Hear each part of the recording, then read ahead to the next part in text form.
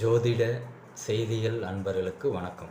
என் தாய் தந்தை, என் குருநாதர் திருப்பூர் ஜி.கே. ஐயா மற்ற குருமார்களின் பொற்பாதங்களை வணங்கி இந்த பதிவிடுகிறேன். இன்றைய பதிவில் பார்த்தீங்க அப்படின்னா, ஒருவர் ஜாதகத்தில் கல்வியின் நிலை பொது பலன்களை பார்ப்போம். கல்வின்னு எடுத்துக்கிட்டோம்னாலே பார்த்தீங்க அப்படின்னா, கிரகத்தில் புதன் கிரகத்தையும் பாவத்தில் 4ஆம் பாவம், 9ஆம் பாவம், 11ஆம் பாவம் இதுதான் சுட்டி காட்டும்.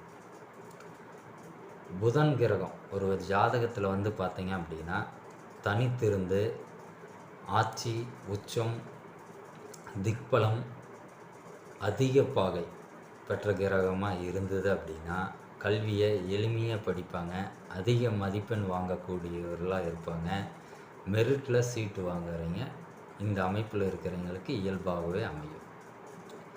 இதே புதன் கிரகம் நீச்சமாக இருந்தது அப்படின்னு பார்த்தீங்க அப்படின்னா, இவங்களுக்கு தான் படித்த படிப்பு மறந்து ஞாபக மறதி அதிகமாக இருக்கும். இவ என்ன பண்ணணும் அப்படின்னு பார்த்தீங்கன்னா, கூடுதல் பயிற்சி எடுத்து அல்லது கோச்சிங் சென்டர் போன்ற இதில் பயிற்சி எடுத்து இருக்கணும். இவங்களுக்கு தான் பெற்றோர்கள் பார்த்தீங்க அப்படின்னா ஊக்கப்படுத்தணும். அடுத்தது புதன் வக்கரமாக இருக்குது அப்படின்னு ஒருவருக்கு இருந்தது அப்படின்னு பார்த்தீங்க அப்படின்னா, அவைய படிச்சிருவாங்க. ஆனால் படிப்புக்கு உண்டான வேலை தேடுவதில்லையோ அல்லது தொழில் அமைப்பதற்கோ ரொம்ப கஷ்டப்படுவாங்க. அடுத்தது புதன் கிரகத்தோட மற்ற வக்கரம் பெற்ற கிரகங்கள் தொடர்பு உண்டுனா இவ்வித படிப்பை கஷ்டப்பட்டு படிப்பாங்க. அடுத்தது புதன் கிரகத்தோட சனி கிரகம் சேர்ந்து இருந்தாலோ தொடர்பில் இருந்ததுன்னா கல்வியில் மந்தமாக இருப்பாங்க அல்லது தாமதமாக படிப்பாங்க. தாமதம் என்பதுக்கு என்ன அப்படின்னு பார்த்தீங்கன்னா, ஒரு 3 வருடமோ 4 வருடமோ முடிக்கக்கூடிய கல்வியை கூடுதலாக ஒரு வருடமோ 2 வருடமோ எடுத்துக்குவாங்க. தான் இந்த அரியர்ஸு இந்த மாதிரி அமைப்பு வைக்கக்கூடிய நபர்களாக இருப்பாங்க.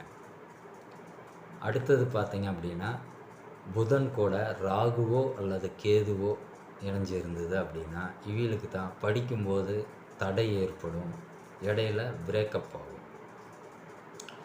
இதுவே வந்து பார்த்தீங்க அப்படின்னா, ஒருவர் படிப்பில் புகழ் கிடைக்கணும் அப்படின்னா 5ஆம் பாகம் 11ஆம் பாகம் சம்மந்தப்படணும். இந்த 5, 11 சம்மந்தம் ஆகும்பொழுது என்னாகும் அப்படின்னிங்கன்னா, இந்த ஸ்கூல் ஃபஸ்ட்டு, ஸ்டேட் ஃபஸ்ட்டு இது போன்ற சாதனைகளை நிகழ்த்துவாங்க.